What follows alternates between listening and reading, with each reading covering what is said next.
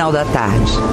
A dona de casa, Gracinda, volta para casa quando a filha percebe algo estranho. Mãe, olha, lá no alto do morro.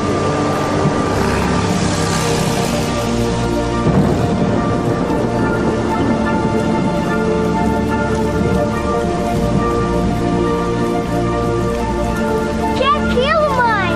Não sei, um balão? Balão? Balão não é mesmo. Por que ele veio?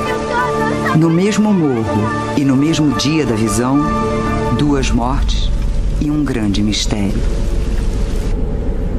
What I'm very intrigued with is the series of reports by people who were independently saw some lights over the hill at the time of the approximate time when the 2 men died. Um jovem chega ao alto do Morro do Vintém e encontra 2 corpos.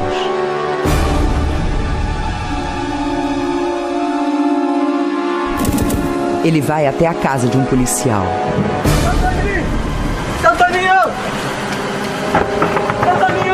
Inexplicavelmente, o policial não dá ouvidos à denúncia. Eu acho que eles estão mortos. Ah, não me enche o saco, moleque. Esse primeiro policial, ele foi inclusive na época questionado se ele teria ido no local, passou a mão no dinheiro que eles tinham e ficou em silêncio. 3 meninos sobem o Morro do Vintém. Ela tá aí. Que é isso, bicho? Eles foram correr atrás de pipa, justamente no local onde a pipa caiu, era o local que os corpos estavam. A comunicação é feita no final da tarde.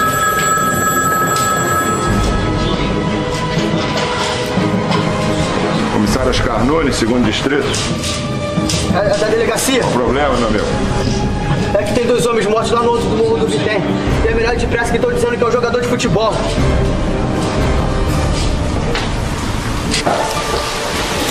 O repórter Mário Dias está de plantão no jornal. Até amanhã. Redação. Ô, comissário Nunes, o que manda? Era uma semana de muita chuva, a gente tentou chegar ao local e foi possível, porque o local era de difícil acesso. Combinamos então para o outro dia de manhã cedo subirmos o morro. Policiais, bombeiros e o repórter Mário Dias levam mais de 2 horas para chegar ao topo do Morro do Vintém. E a gente chegou até aqui. Onde está esse marco de ferro hoje?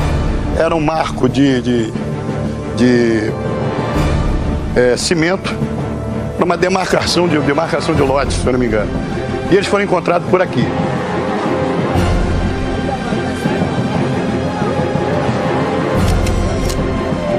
O mau cheiro atrapalha o trabalho. E alguém aconselhou, me parece que um dos bombeiros, disse: olha, o jeito é nós colocarmos formol sobre os corpos. Pra mim, isso é parte do futebol, isso é coisa de viado. Imaginamos que seriam, no caso de pessoas homossexuais, e isso ficou ainda por 2 dias na imprensa.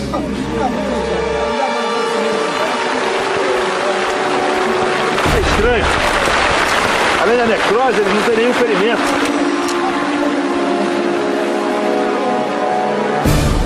Nenhum tipo de ferimento, de arma de fogo ou de arma branca. Não havia ferimento. Nunes, Ferreira, o que é isso? O que serve nesses maços? Isso é ferro, é chumbo? I don't know of any other case where victims were found with lead masks. Que a radiação, quando ela vai realmente atingir o ser humano, ela atinge diretamente, ou através da pele ou através dos olhos. Então, quando você protege os olhos, você está trabalhando com outro plano, que seria o plano, como ele chama, do terceiro olho, que seria o centro, né, de receber a luz de outra dimensão. E por aí foi uma moenda. Foi só aumentando a coisa, a ponto de vir gente se não me falha a memória, do Japão, da França, não sei mais de onde, atraído pelo assunto máscara de chumbo E até hoje ninguém teve uma solução.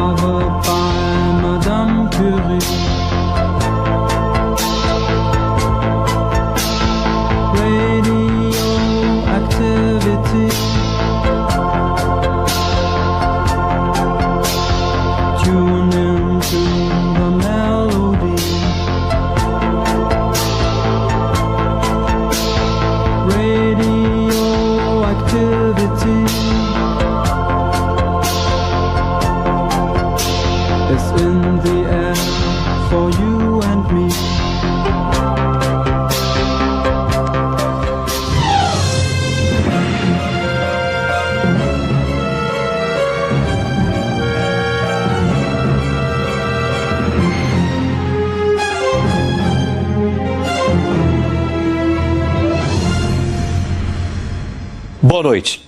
O Linha Direta Justiça continua a série jornalística sobre os crimes que marcaram o Brasil. Hoje, você vai conhecer a história de Miguel e Manuel, 2 técnicos de televisão encontrados mortos em 1966, no alto de um morro em Niterói, no Rio de Janeiro. Eles saíram da cidade de Campos, no interior do estado do Rio, dizendo que iriam para São Paulo. 38 anos depois, ainda não se sabe como e por que eles morreram. Experiência espiritual, contatos com seres extraterrestres ou um roubo perfeito? Não há uma resposta definitiva, mas uma coisa se sabe: o descaso das autoridades envolvidas na investigação transformou as 2 mortes num mistério indecifrável, o mistério das máscaras de chumbo. Um falava sobre o disco voador, outro falava em suicídio, outro falava em assassinato. E acabou nessa confusão que está aí, que nós estamos hoje, não temos uma conclusão. It's still one of the most puzzling cases in the archives of UFO investigation.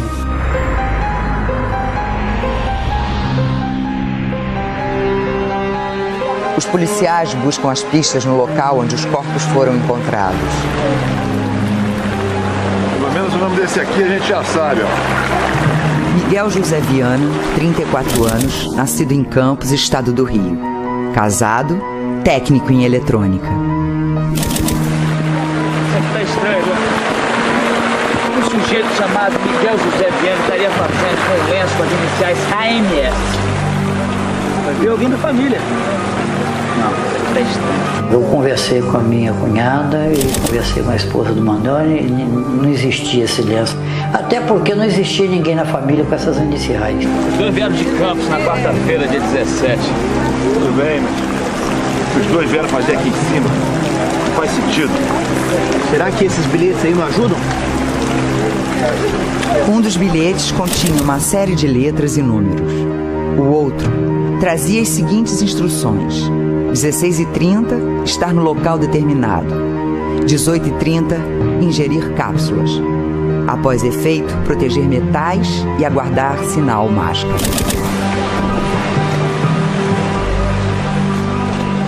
Tá na cara que eles pretendiam voltar.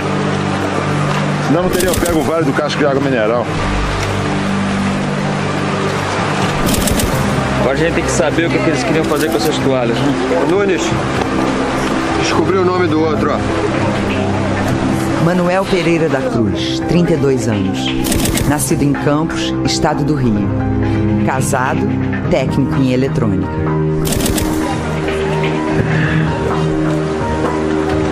Sabe o que eu acho intrigante? Esses sujeitos estão mortos aqui há pelo menos uns 3 dias. Esse lugar é cheio de urubu, de ratos. Como é que não foram atacados? Vai ver, não aprovaram o cardápio. Pois é. O bicho tem instinto. Vai ver farejar alguma coisa estranha. Você tá querendo dizer veneno? Pode ser. Isso aqui é folha de pindoba, ó. Já tentaram cortar isso aqui alguma vez? Tudo pra chuchu. Duríssimo. Alguém encontrou um facão por aí? Não, nem canivete. Os corpos de Miguel e Manuel chegam ao Instituto Médico Legal de Niterói. A investigação teria um prosseguimento normal se, por coincidência, naquele dia, 21 de agosto, não tivesse sido assassinado um detetive de nome Hilton Magalhães, que à época era o chefe do Departamento de Segurança Pessoal da Delegacia de Vigilância. Os policiais exigem a liberação do corpo do detetive assassinado. Um funcionário, conhecido como Maneca, tenta atendê-los.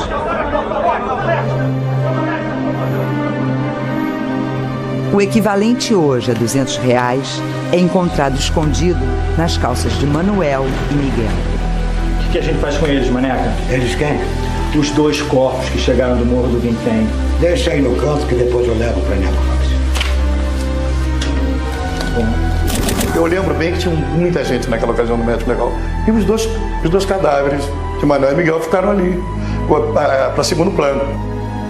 O repórter Mário Dias segue o caso passo a passo. O que esses sujeitos foram fazer no alto do morro?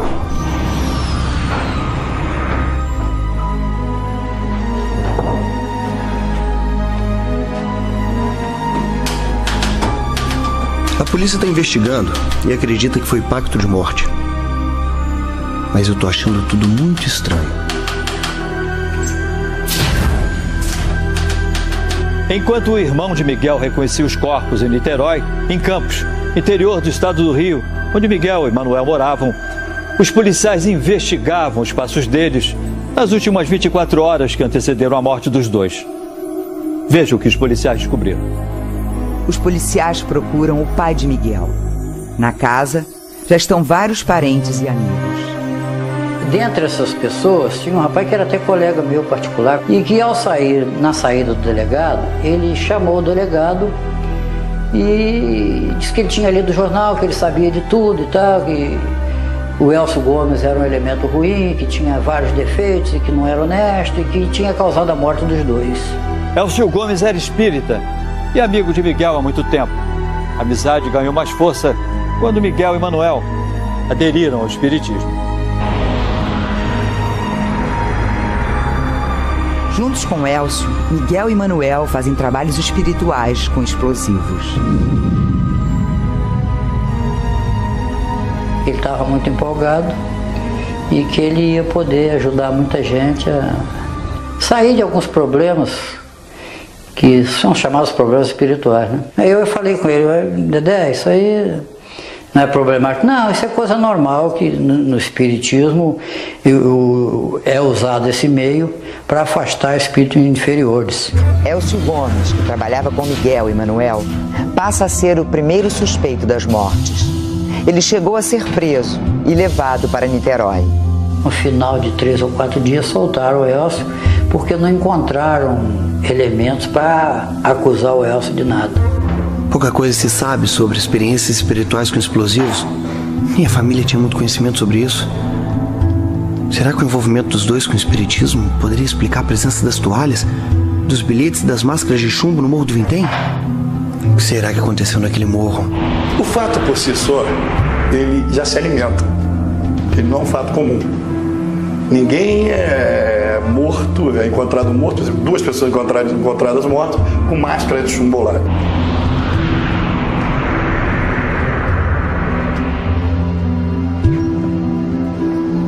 Manuel diz à mulher que no dia seguinte vai com Miguel para São Paulo.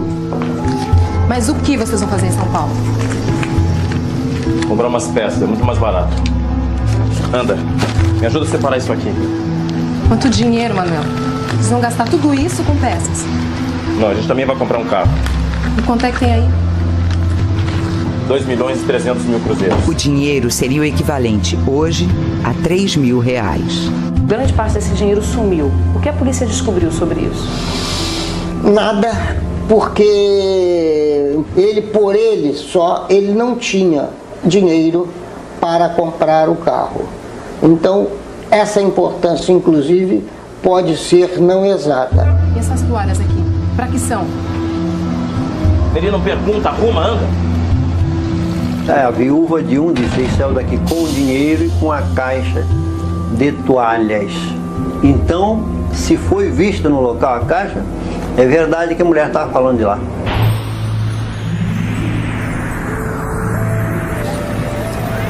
Miguel e Manuel, em vez de saírem de Campos, onde moravam, para São Paulo, viajam até Niterói. Pouco antes da partida, Miguel encontra uma sobrinha. Oi. Tá indo pra onde, tio? Pra São Paulo. Vai fazer o que lá? Comprar um carro. Em São Paulo? Por que você não compra aqui? É mais barato. Eu preciso saber de uma coisa. Depois, quando eu voltar, eu te encontro se eu acredito mesmo nessa história de espiritismo ou não. Horas depois, Miguel e Manuel estariam mortos. Agora, o que me causa estranheza até hoje, o que levou Miguel e Manuel a terem coragem de subir o Morro do Vintém num local de mata fechada, certo? Para fazer esse tipo de experiência. 5 dias depois das mortes, os corpos de Miguel e Manuel foram liberados do Instituto Médico Legal. A liberação foi feita de forma irregular. O irmão de Miguel vai ao IML de Niterói com o sobrinho Vadio para liberar os corpos. Meu nome é Erval Viana, sou irmão do Miguel. Quem? Miguel Viana, que morreu junto com o amigo dele, o Manuel. Ah, os dois do Morro do Vintém? Isso. Isso aqui está muito movimentado, eu estou segurando tudo sozinho. Inclusive, já fiz o trabalho. O senhor é um médico legista? Não exatamente. Mas é que os corpos estavam muito prejudicados. E como tinha um papel com eles que falava em ingerir cápsulas, eu pensei que eles pudessem ter sido envenenados. A gente tinha que trabalhar rápido. E como o médico legista não estava, eu mesmo fiz o serviço. Mas como? E eu trouxe os corpos para campo, só com um detalhe. Eu não consegui o atestado de óbito. 2 dias depois, o repórter Mário Dias vai ao IML e fica perplexo. Então os corpos foram liberados no mesmo dia sem atestado de óbito? É isso mesmo.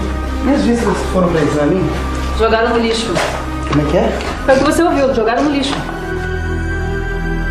O mistério da morte de Miguel e Manuel se tornava praticamente impossível de ser decifrado.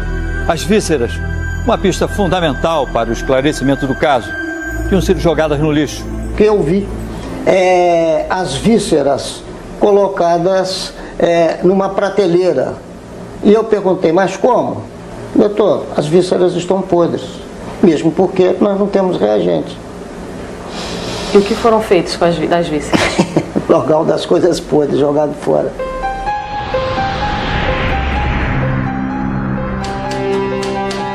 O irmão de Manuel volta ao IML para pegar o atestado de óbito com o legista Astor Pereira de Melo. Só que na hora também dele me entregar o atestado, eu senti que ele ficou em dúvida o que colocar no causa-mortes. Dizia o seguinte: em face do estado de decomposição avançado, não foi possível testar a causa-mortes. Quem era o médico que estaria de plantão no instituto? Doutor, se não me falha a memória, tem quase que certeza, doutor Astor Pereira de Melo. Dias depois, Erval descobre que os bilhetes encontrados no bolso de Miguel tinham saído da oficina do irmão.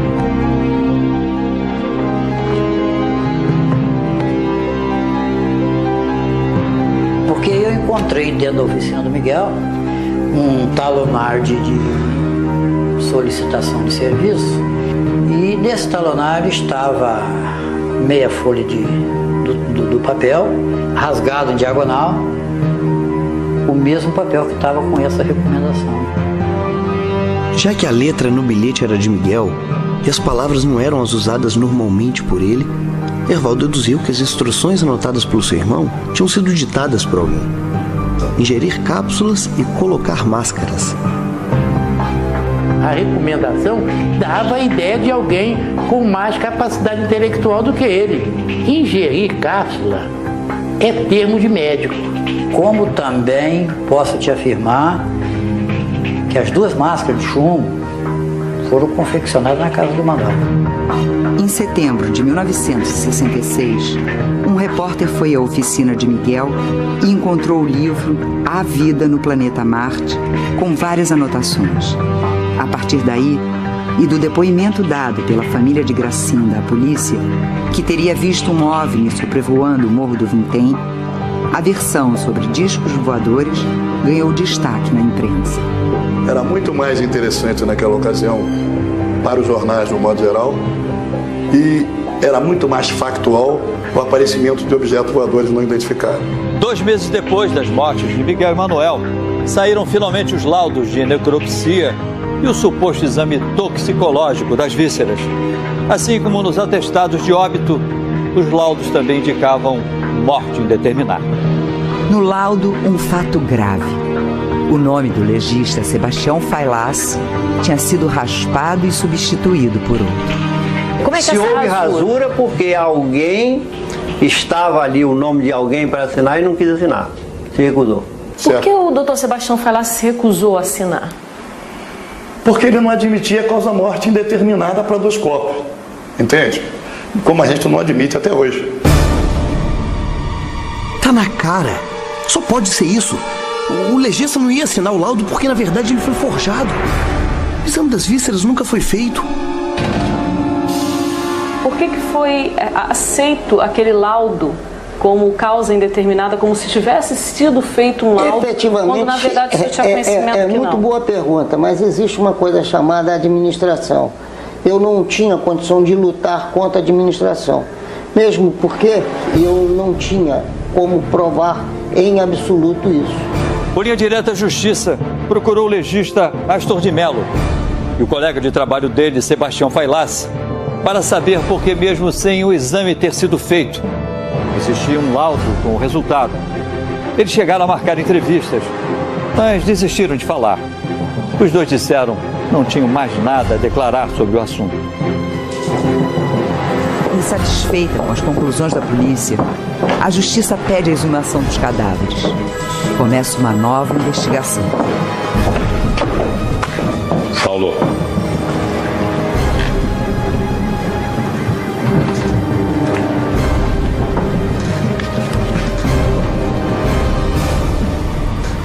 Agora é com a gente. Eu trabalhava na delegacia de homicídios. Tinha que afastar a possibilidade de marcianos na história, porque o detetive não ia no espaço procurar ninguém. Não tinha. Eu tinha que procurar no resto do chão. É o que eu tinha que fazer. 1 ano depois de enterrados, os corpos de Miguel e Manuel são exumados.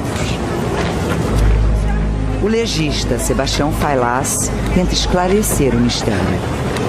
Como é que pode? Eles estão mumificados, não dá pra acreditar. Toda hora acontece alguma coisa. É incrível. Incrível coisa nenhuma. Isso é excesso de formol. Exageraram na dose quando trouxeram os corpos pra cá. Isso é uma pena. Isso vai prejudicar os exames. O detetive Saulo continuou a procurar uma resposta para as mortes misteriosas. Ele decidiu refazer os passos de Miguel e Manuel a partir do momento em que eles chegaram a Niterói. Eles embarcaram aqui, dia 17 de agosto, às 2 da tarde. Desceram do ônibus, seguiram até a cidade.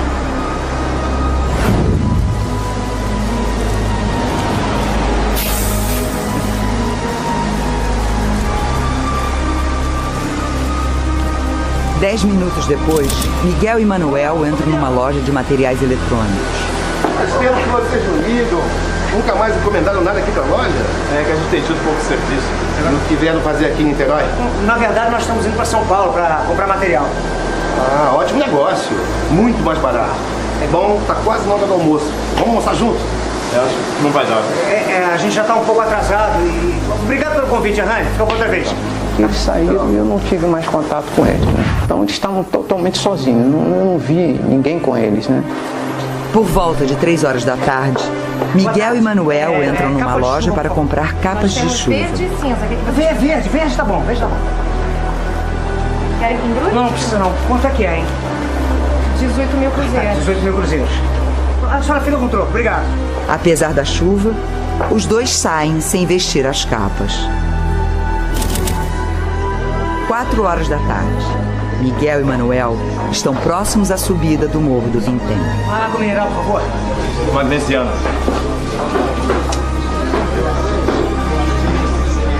Vamos querer o vaso do casco? Se senhora, mais rápido, por favor.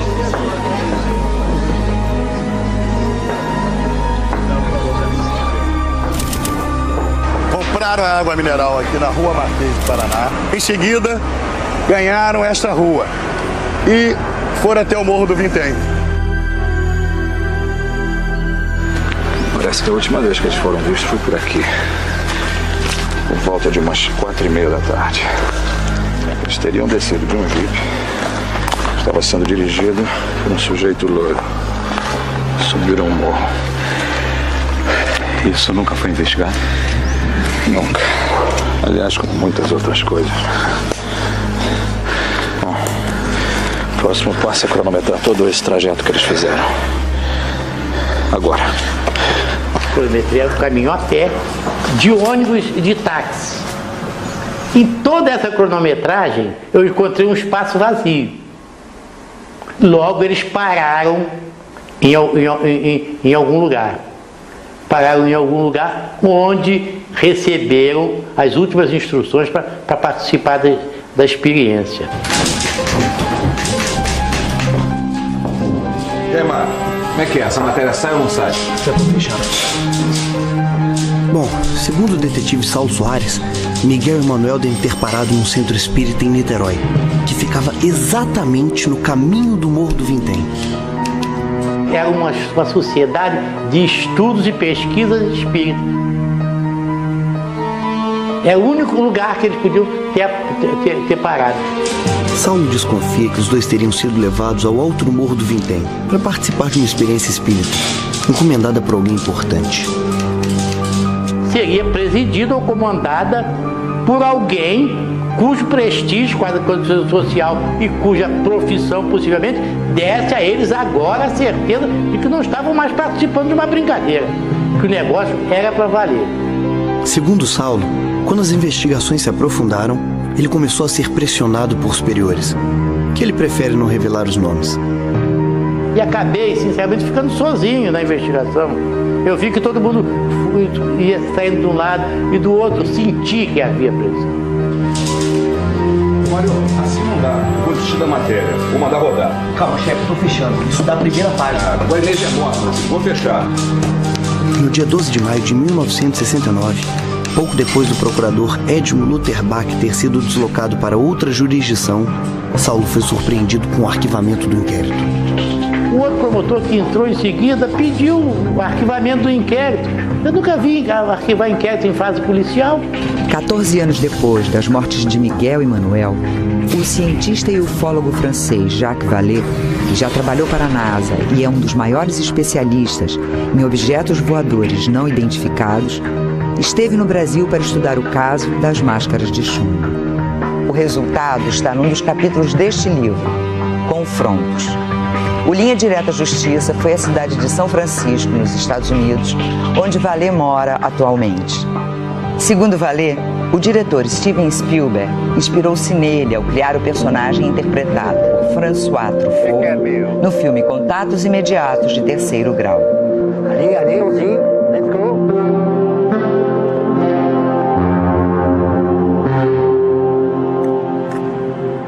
And I had the opportunity to go to Rio in 1980, and by then the case was already fairly old, but the Rio police was already reopening the investigation, and I had a chance to go up that hill. Vous êtes sûr que les corps ont été trouvés à cet endroit-là? Certeza absoluta. Intéressant. Comment se fait-il que la végétation n'est plus poussée?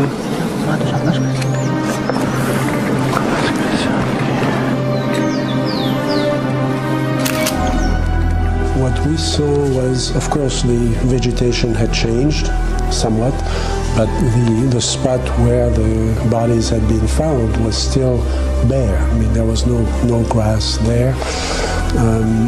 It was, very clear that something very, very unusual had happened there. Lamentavelmente, ninguém tirou nenhum tipo de amostras do solo para levar para o laboratório e constatar o que estava a mais no solo que permitiu a vegetação não crescer mais durante tantos anos. Pode ser uma radiação que é de um outro sistema que ocorreu nesse local e que os aparelhos infelizmente, da época de 1960, não puderam realmente detectar. Apesar de Gracinda dizer que viu um OVNI no mesmo momento em que Manuel e Miguel estavam no morro, ela e os filhos não quiseram dar entrevista ao Linha Direta. Porém, confirmam. Viram um estranho objeto luminoso sobre o morro do Vintém. Mas afinal, como e por que morreram Miguel e Manuel? Será que eles foram vítimas de uma experiência espiritual mal sucedida ou de um golpe bem tramado? A maior parte do equivalente hoje a R$3.000 que estava com eles nunca foi encontrado. A polícia achou apenas o que seriam hoje aproximadamente R$200. O dinheiro estava escondido dentro das calças das vítimas.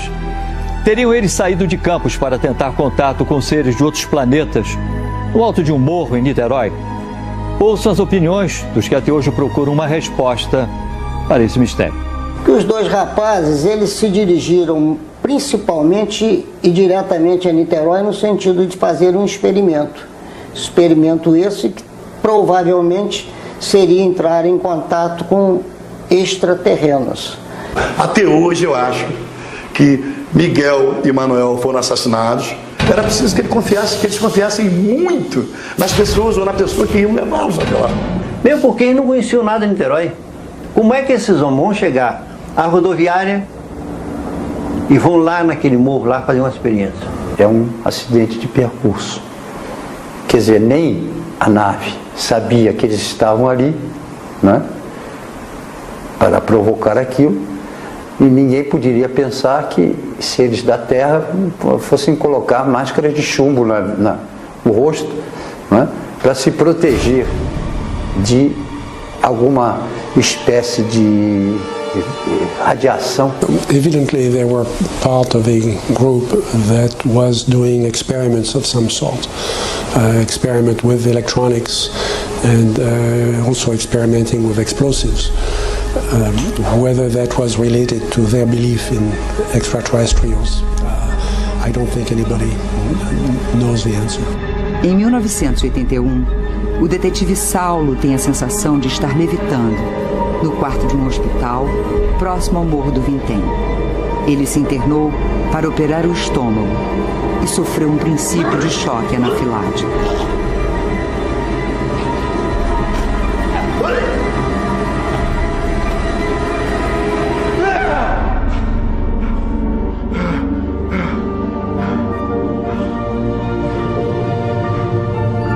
Na alucinação de Saulo, ele caminha até a janela e vê no céu um objeto que ele e os enfermeiros não identificam. Eu vi que os dois funcionários discutiam na janela, pertinho da minha cama. Um dizia assim, é balão, outro faz balão assim, outro não é balão. Pô, será que é balão ou não é balão? Aí um disse assim pro outro, olha, fica quieto, não fala com ninguém não, se a gente contar isso a alguém vão dizer que nós somos mentirosos. Houve interesse em badalar os ufólogos, o disco voador, mas a realidade, isso aí é uma revolta minha. Porque toda vez que eu ouço falar em assunto máscara de chumbo, mexe comigo. Mexe comigo, toda vez que eu ouço falar assunto máscara de chumbo, mexe comigo. E no meu fraco modo de entender, não existiu nada por aí de disco voador. São muitas as perguntas e poucas as respostas. Miguel e Manuel saíram de Campos dizendo que iriam a São Paulo. Eles subiram o morro sozinhos ou com alguém. Quem teria ido com os dois? Porque eles foram até lá? Porque usavam máscaras de chumbo? De que estariam se protegendo? Onde foi parar o dinheiro das vítimas? Para tentar responder algumas dessas questões, o Linha Direta Justiça pede o desarquivamento do inquérito ao Tribunal de Justiça do Rio. Mas no lugar do documento, um espaço vazio. É estranho, melhor dizendo, que um processo de tamanha repercussão desapareça. Não é um processo, um homicídio simples, aí, um furto, uma apropriação indébita. Não, é um processo sério. É um caso que duas vítimas cujos laudos não apresentaram resultado. Para a justiça, ele se tratou apenas de mais um caso policial, bem ou mal apurado. Ele teve importância apenas para a imprensa, mas para o aparelho judiciário do Estado do Rio de Janeiro, ele foi apenas mais um caso, como milhares e milhares de outros casos de assassinato de pessoas e tal, que ele prescreve e tem que ser destruído mesmo. A cicatriz ela vai sumindo com o tempo, né? Quer dizer, vai apagando. Quem olha um rosto deformado por um acontecimento muito antigo já nem percebe, mas aqui dentro fica. Como seu pai morreu? Por que morreu? Crime da máscara de chumbo? Não sei explicar. Aí tinha, às vezes, tem sala de aula mesmo, o professor virava e falava assim, não, deixa o rapaz lá, deixa o Arnaldinho quieto. Era uma coisa que incomodava, né? Pra você, a morte do seu pai está encerrada, o assunto está encerrado? Deixa a almazinha dele quietinha. Já mexeram depois de morto, então deixa mais quieto, deixa quieta melhor. Se alguém descobrir a verdade, um dia ele pode ficar sabendo. –